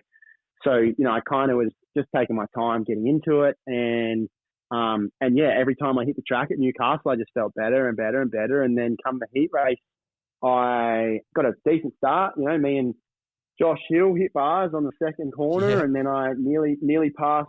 I was up the inside of Dean Wilson was right there. I was like, oh my God, I'm in perfect spot. I was fourth for a bit and then fifth and kind of sitting there, and everything was good. And then just caught an edge in the whoops and, spat me real bad and got caught in my back wheel. Obviously the bike landed right-hand side down. So throttle was wide open. Yep. I kind of got sucked into the back wheel while it was spinning, and it was just sitting there spinning on my legs. It was stuck in that for a bit and chewed up my leg, and that was my night done. So that kind of, honestly, that probably ruined Melbourne a little bit for me too, because I didn't ride from Newcastle to Melbourne. Yep. I didn't even, I wasn't even sure if I was going to be able to ride at Melbourne, just with my injuries and how sore I was. And then Melbourne, I was off just from not riding and just wasn't really there and had another crash there. So kind of really the series started and stopped in Adelaide for me, and after that it was just a bit of a nightmare. But I guess that's just the way it goes. It was just a bummer because I had put in so much work and trained all year for it, and honestly thought, the season 2022 I finished 9th, so I was kind of expecting or hoping for another top 10, and just didn't go the way that I had planned. But that's part of the sport, and like you said earlier, I honestly the on the track stuff wasn't good for me.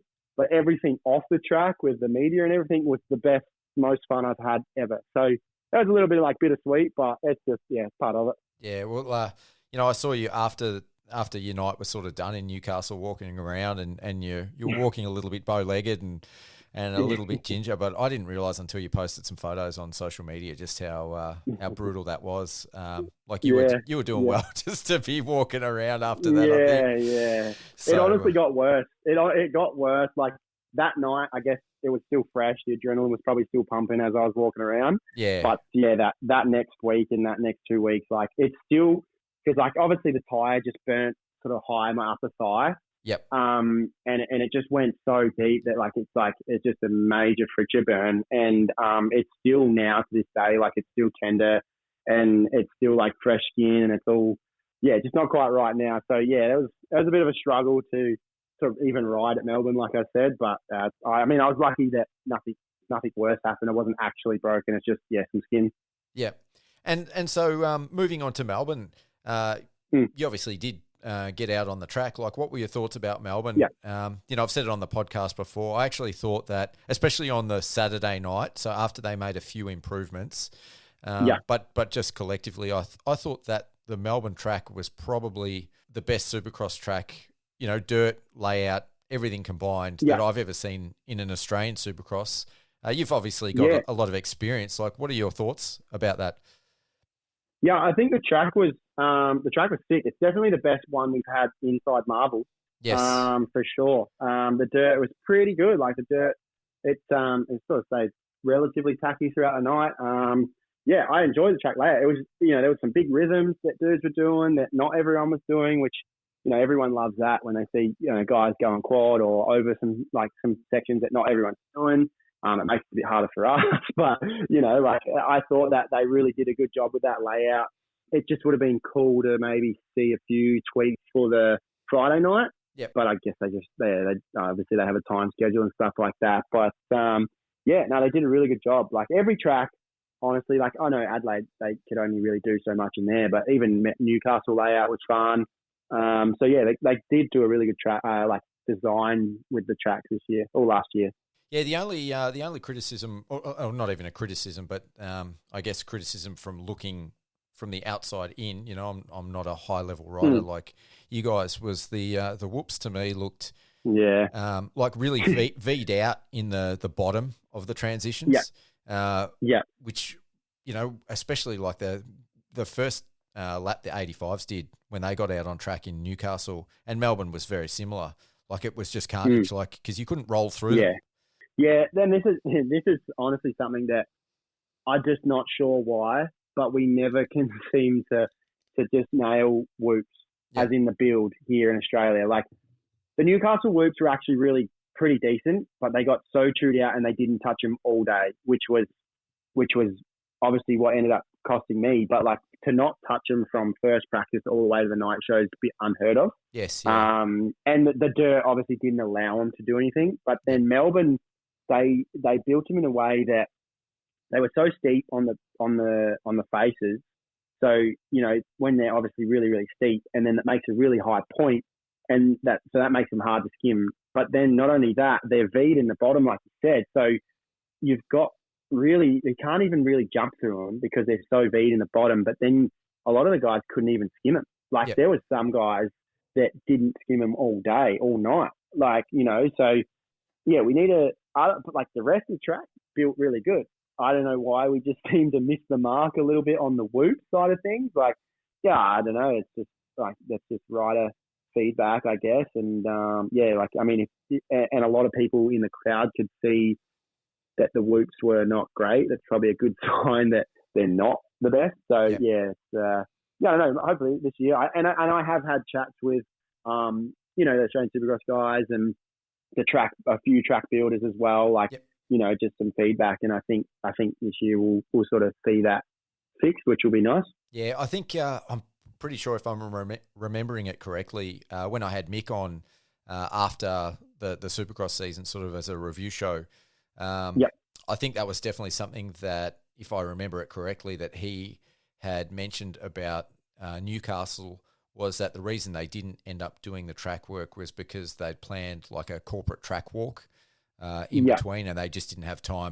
And he'd already identified that as a, like, you know, let's not do that again in future, because there was obviously a consequence of not having the time with a tight schedule and TV program to do the track work that needed to be done. So definitely. And that was that's, you know, I spoke with Mick as well after Newcastle, and same thing. That's just, you know, something that it happened, and this is what I'm like, they've done a really good job because they've taken that feedback and 100%. They've copped that on the chin, and and they've copped that on the chin and gone, well, we're not doing that anymore, because, you know, at the end of the day, you know, rider safety's got to be pretty high on the list of things to do, you know. So, you know, if you don't have riders, you don't have a series. So I think making a little bit more time for some track prep in there is probably something that, you know, they will look at this season, and that'll definitely better things.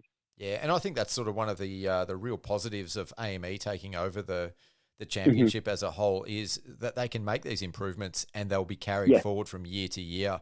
And that's got to be awesome for Supercross in Australia, like moving forward. We have the potential for those sort of improvements to carry on and keep growing. Yeah, definitely. And like, their sort of first year of fully taking over, and they've already sort of started, you know, where they did last year. It's such a solid base for them. I can only imagine, you know, how good this season coming up is going to be. And that, like, they are just a really good bunch of people that want to learn and want to progress and listen to riders. I know riders are hard work. I know that. Like, us riders, we're all picky and no one's ever happy, and, you know, you're never going to make everyone happy, but they are listening and they are making changes accordingly. And that's honestly what keeps riders coming back. Yeah. So looking at some of the other incentives that they put into the Supercross this year, like paying down to 20th and the privateer incentives, what are your sort of thoughts on that? It obviously ended up with the biggest gates that we've had at Supercross, at least for the last couple of years. You know, it was, I think, what do we have? I think there was 128 or 138 across the four classes. Yeah, which was an amazing turnout, and it makes part of the spectacle when you've got full gates. But what did you think about those incentives, and What other sort of improvements would you make, from your perspective, if you could? Yeah, I loved what they did with the whole privateer payout thing. MX Store are involved with that, and then also paying back the 20th. Like that's massive. Even if it is just to cover your entry, it makes it a whole lot easier. And like guys like myself, I'm not there to make money, but if I can at least cover entries, then we're winning. So that was awesome. I think they're gonna continue that on, and if not, make it even better this year coming up. So there's honestly not like I'm probably similar to you. I just love it, and I'm a pretty I won't complain about it too much because at least we have a series and it's a good series. There's not too much that really I could pick on or really say anything bad about. Like I got I got treated really, really well and got got a lot of media time and media exposure. So really for me it was happy days for me. Yeah, I don't think there's too much that they have to do. That was No. when I asked that question, it wasn't in terms of what did they do wrong. It was just like, what would you think of, what do you think are some other things that could be done to make the sport even better? If money wasn't an issue and time wasn't an issue, like what do you think? What would your ideal Australian Supercross season look like? Put it that way. Yeah, I honestly think maybe one thing to look, I know it's hard because we got so many classes here, but like a little more track time just in the mornings, because you get 2 practices and then you're into racing. You have 2 practices and you sit there for, 4 or 5 hours and then you've got to go straight into a race. And like I said, I know we've got a few classes, but in the States they get sort of 3 practices and then heat races and so on. So maybe a little more track time would also help like safety as well. Because, like every rider's the same. The more you get on a track, the more comfortable you feel with that track. And you don't necessarily have to rush it so much when you've only got 2 10-minute practices. So maybe that's something they could look at a little bit is maybe even just extending those practice sessions a little bit to get a little more time on the track. But I think as far as the night programs go, they run really well. They could probably even nearly space out the mains a little bit, just have a little bit more time in between each main. So the show just doesn't feel like it's over before it's straight away. Like there's a little bit of something in between. Yes. But yeah, honestly, like I said, they did a really good job, and that's maybe just my only little bit of feedback is give us some more track time, and so I don't have to yard myself anymore. Yeah. I mean, I'd love to see a break in between the main events because when you're down on the floor and you're interviewing and you're taking photos and you've got to be in like 3 different places at once and it's non-stop. Like I'll never complain because I love it, but it's like it's a lot of work, and by the end of the night you're exhausted. And I think I did at Newcastle. I had my my Garmin watch on, and at 1 p.m. so the night show was still hours away. My watch was telling me that I needed 48 hours rest, which, I don't even get that when I go riding for the weekend. So even if it's just a 5-minute, 10-minute strength break, people can go to the toilet, drink, whatever, come back, reset the gate. The riders have a little bit, even for the riders, say if you're SX3 class, you do your main, and whatever result you get, you go back to the pits. By the time you've gotten changed and come back, the next main event's done. So you don't even get to watch. Yep. So, maybe just a little break in between mains would be cool. Just spread it out a little bit too. But at the same time, a lot of venues have time limits and the you've TV, got to be out at a certain time. The telecast. Yes, and the TV time. So there's so much that goes on. Like I don't envy those guys that have to organise all that. But something like that. Yeah. Yeah, like you said, there's 4 classes, and I think they had a lot of challenges already fitting everything into the TV telecast that they wanted to get in. So that's sort of why the back-to-back program is. But like you sort of said, we're in the same boat. If you want to go from the media centre, which is usually on level 3, via all the way, 2 Ks away. Yeah, via the slowest service lift in the world. You're up in the media centre, you might be taking photos from the balcony there or watching a race or recording something or, uploading photos, and then you want to get down for the next race. If you wait till the race is finished, you're literally coming out with 2 laps to go by the next race by the time you get out on track. So yeah. That was a challenge that I think from a time management, I'm going to have to do a little bit better, this year. So, but they're all little things. So like I said, they got a solid base to go from this year for sure. Yeah, I'd go further than that. I thought it was just an amazing event. So, these are all sort of nitpicky things that, from my perspective, I thought it was, really, really good. And I can't wait to see how this year pans out. I think they're doing 4 with the potential of maybe 5 with a double header. Yes. Yeah.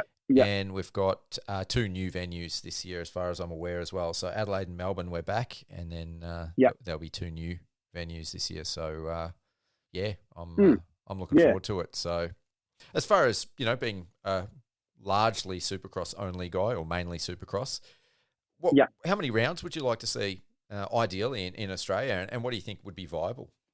I think 5 to 6 is pretty solid. That's kind of when we were when I started racing Supercross, we always had at least 5, no less than 5, sometimes sort of 6 or whatnot. So I think that 5 to 7, that range is ideal. And I think the idea of them doing a double header is a good that's a good thing as well. Yes. So it's, you get 2 rounds done obviously in the same weekend. It's not another weekend away. So I think 3 is not enough. I know it was a good season last year, but 3 is not enough. 4 maybe, and then with that double header, I think 5 is plenty. We always try here in Australia. Everyone's always oh, we've got to make it like the AMA. We've got to be, they make it up to be we've got to be at AMA level, but we've got to realize that we're never going to be that level. We don't have the people, we don't have the money. We're never going to be that level. So we've just got to do the best possible job we can do here and make the best possible series here. So I think 5, which they're going for 5 this year, is going to be a good amount. Yeah, for sure. And do you think as a privateer, again, you've got a lot of experience under your belt, so I'd be interested to hear your input. Do you think it would be viable to extend the championship? We'll use Supercross or motocross, it doesn't really matter, but if it was to go back out west or down to Tassie, do you think that would be viable for the privateers? No. It's hard. I don't want to drive over west. I know, probably a lot of people are going to not enjoy me saying that, but it's a long ass way. And the same with Tassie. The logistics to get to Tassie for a privateer, it's probably a round that you'd go, I might miss that. Yeah. Obviously, if it's in WA, then sweet, I'll make it. I'll make it happen. I'll make it work. But ideally, if you look at the list of riders, there's not a lot of them coming from WA for Supercross. So is that because everything is East Coast based? Yeah, it could be. Yeah, 100%. Who knows, if they had a Supercross in WA, they might get another 10 WA Supercross riders do that event.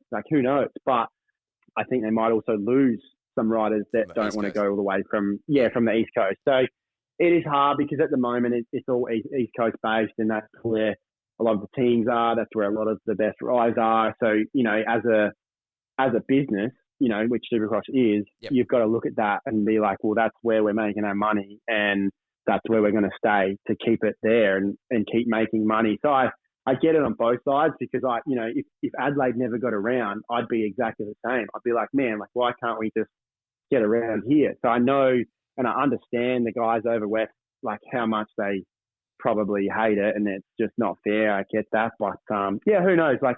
I think obviously we won't get one there this year. Yes, but I reckon sort of next year or coming years, we'll definitely probably head over that way, I reckon.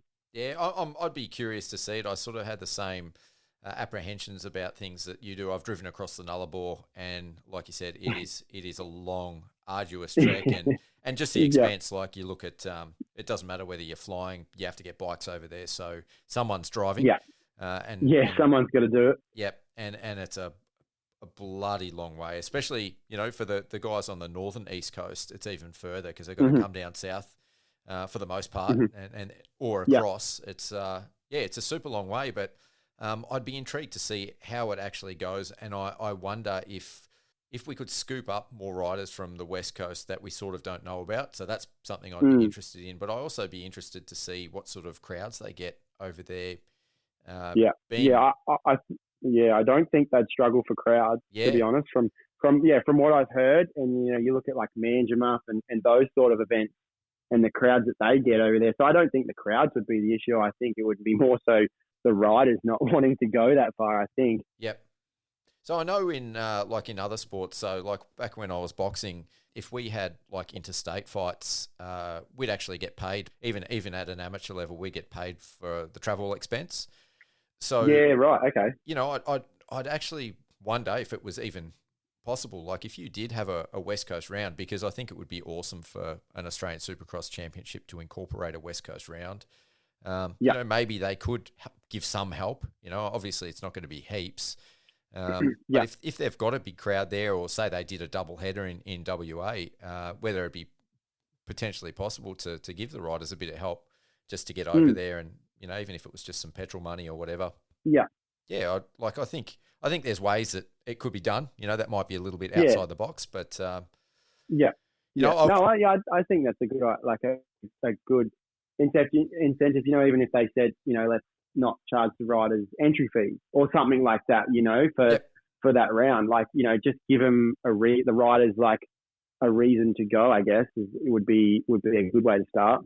Yeah, and if you can offset that, like I said, if it's a double header, if you can offset that by a good crowd and good ticket sales, then maybe it's something that would actually be viable for them to do in the future. But it'd be cool. Anyway, I wouldn't be critical if they couldn't do it. Yeah. But if they did, I'd love to see how it sort of would play out. Yeah. Yeah. Well, I know they've got I think they've got junior Aussies over West this year and stuff. So they're getting races over there.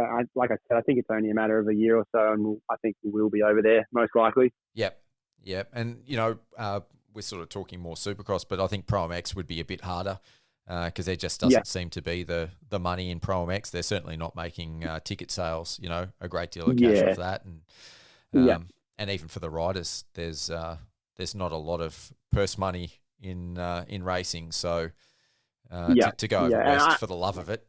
Well, that's the thing too. I think you've got more. Obviously, you've got what was it, 8 or 9 or whatever it is motocross rounds. If you've got one at West, you're more. If you're not in the points or whatever, you're more going to be like, well, I've got another 5 rounds. I could go do closer. Whereas if you've only got 6 Supercross rounds and one of them's over over West, or 5 Supercross rounds, then you kind of got to go. Yep. So maybe a little bit of that too. Anyway, we'll I guess watch this space and see how 2025 plays out. Yeah. Yep. All right. So aside from your racing, you've been getting into some pretty cool project work lately. I loved the collab you did with, I think it's Brannon C. Jackson on Instagram. Yep. For the listeners, if you haven't seen it, check out Elijah Wiese's Instagram because it's a very short clip, but it is super, super cool. Yeah.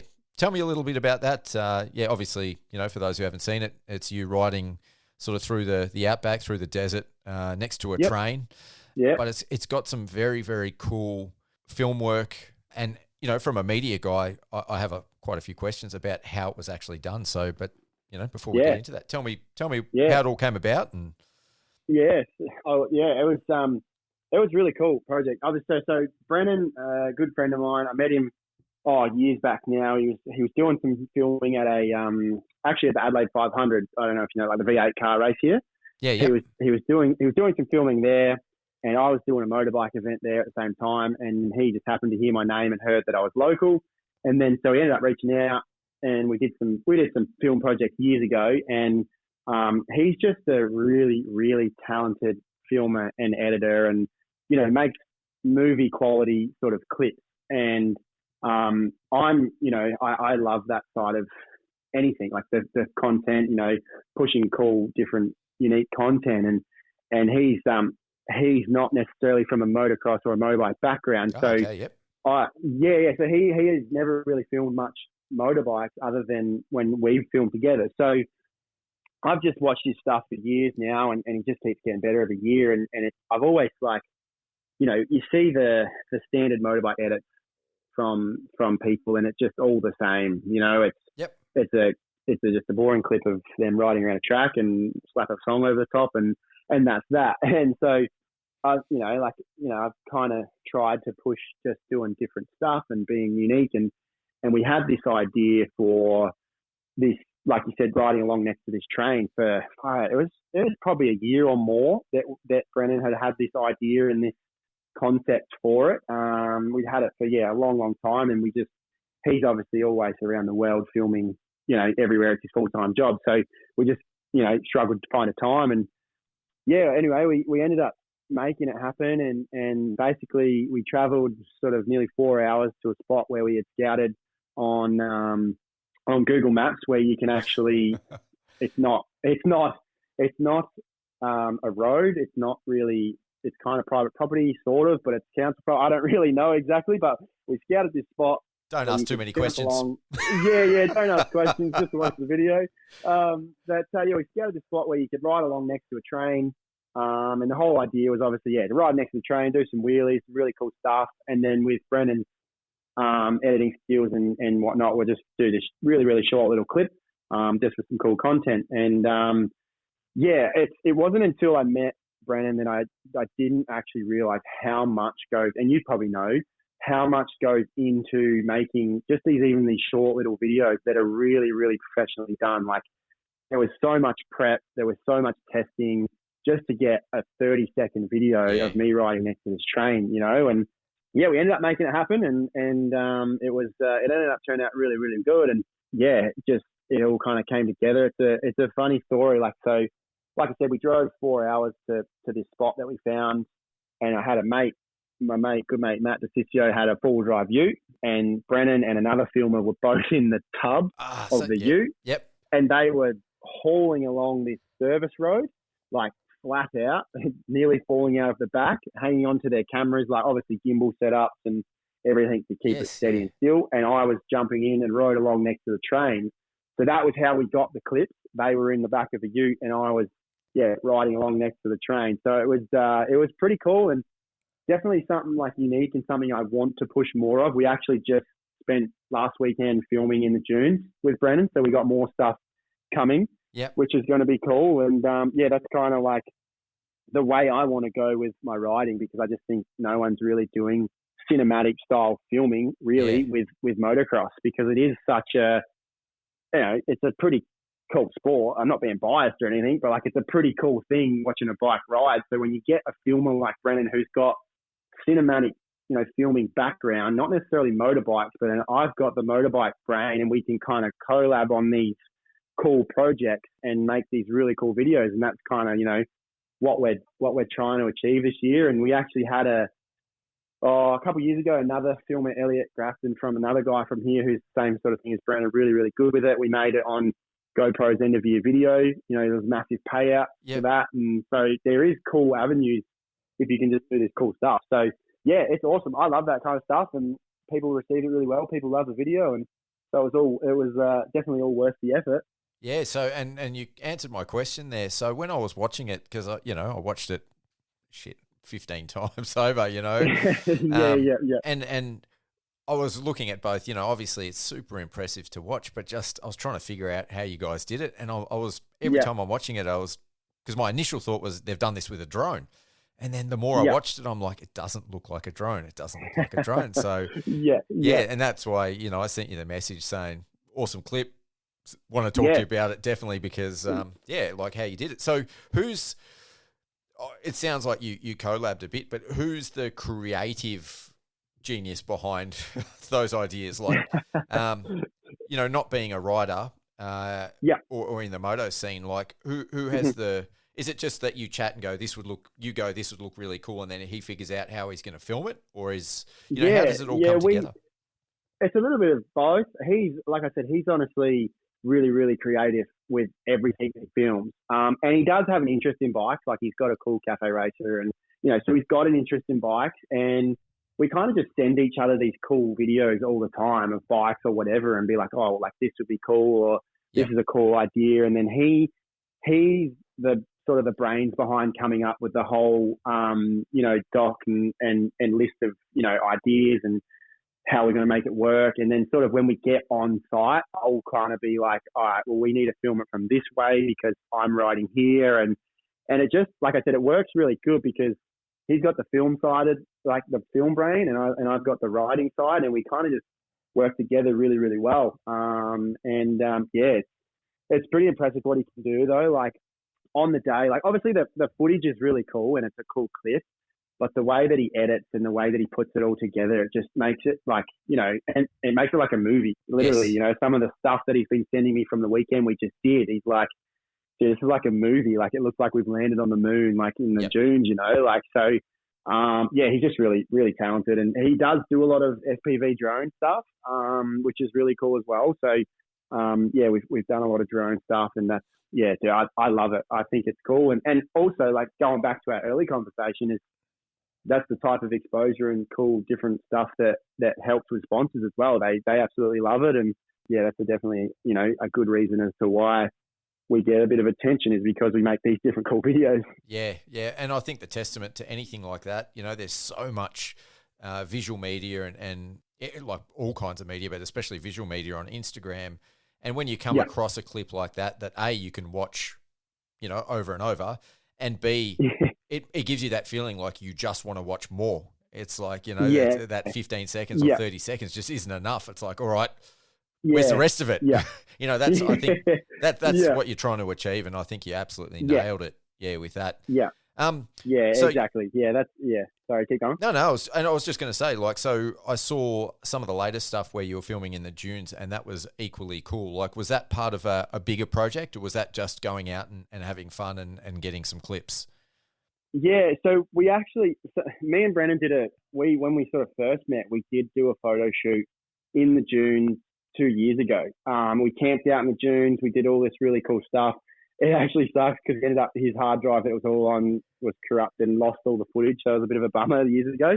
So we finally got back on track, and a massive sponsor of mine, SKDA, who do all my graphics and is one of my good mates. It was basically a shoot for them. So yeah, we spent a weekend out in the dunes just recently, and with a couple other riders with, you know, new graphics and stuff, and it's just more so that, you know, that cinematic filming, and it's not even necessarily really that up close with the graphics, but it's just a cool look and a cool video, like you said, to catch people's attention and you know, actually want people engaged in the video, which is then in turn going to engage them in that brand. So yeah, that's what we're doing on the weekend, and yeah, we had a really good day, and he's been sending me a few teaser shots of what we got, and some of the stuff's going to be pretty epic. So I'm pretty excited about that one too.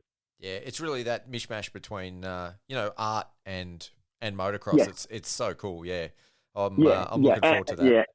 Yeah, me too. Like I'm the same. Like I love kind of like cool art and, you know, street art and being like, you know, a fashion and all that sort of stuff. And so mixing motorbikes with that kind of arty sort of look, it's just like, yeah, ideally, like if I could do that all the time, you know, I'd love to just do that and get paid to do that. So who knows, maybe one day down the track. But yeah, it's actually a funny story too, like with that train shoot.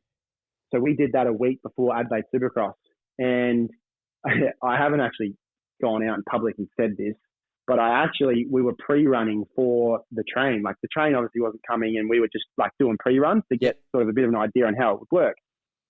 Anyway, we've jumped in, we found this spot, I've got the bike off the ute, and I'm just going up and down doing some test runs. And I'm like, well, I'm going to need to do a wheelie next to this train to make it look cool. Proper wheelie. I hadn't done a wheelie on a 252 stroke in a very long time. And I was probably going about 60 or 70. And I've got it up, stand-up wheelie, missed the brake, and fully just looped the thing out. Oh, wow. And, yeah, and run myself down the gravel. And this is a week before Adelaide Supercross.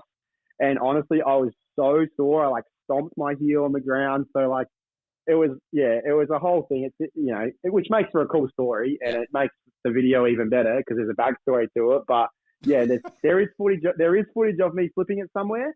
But I'm never going to release that footage. That's staying secret for sure. But yeah, funny that one. Yeah, your backside definitely copped a hiding around the Supercross season this year.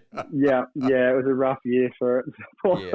But yeah, I mean, that sort of stuff, that makes the story even better, I guess. Yeah, for sure.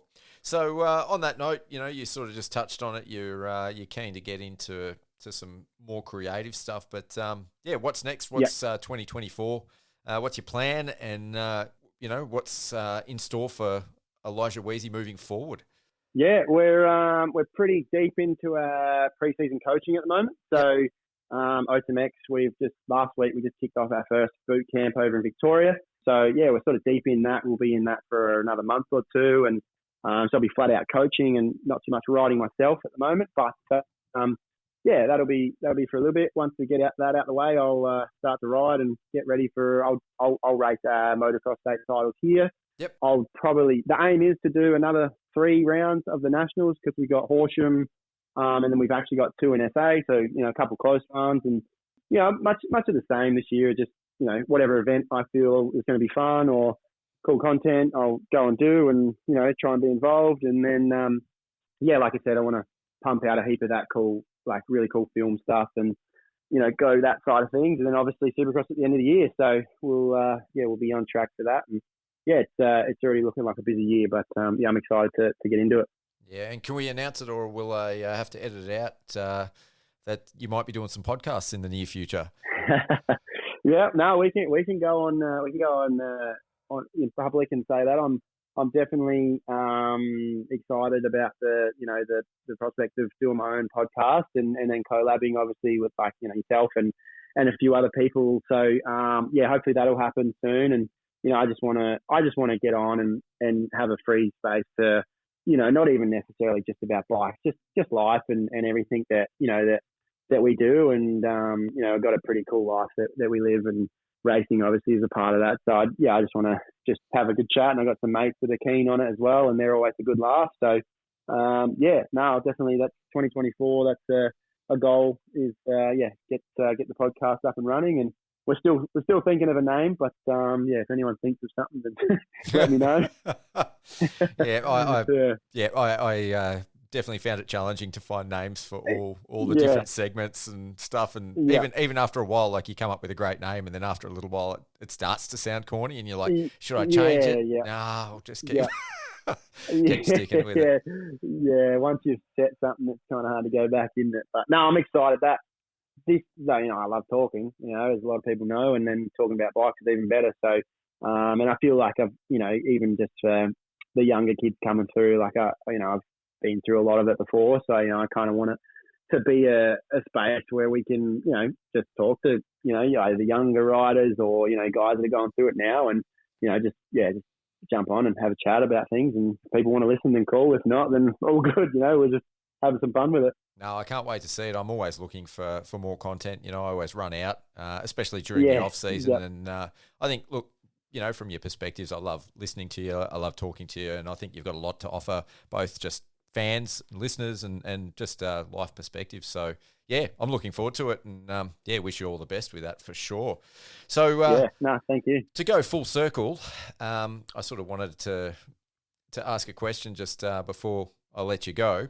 Yep. Was you sort of said, you had this perspective when you were racing, and it didn't turn out to be what you were hoping for at that stage, and then you had this perspective change, and now you really enjoy what you do, and you look at it a bit differently. So looking back on the career you've had so far, do you consider now, looking back, that you've made it in motocross and supercross?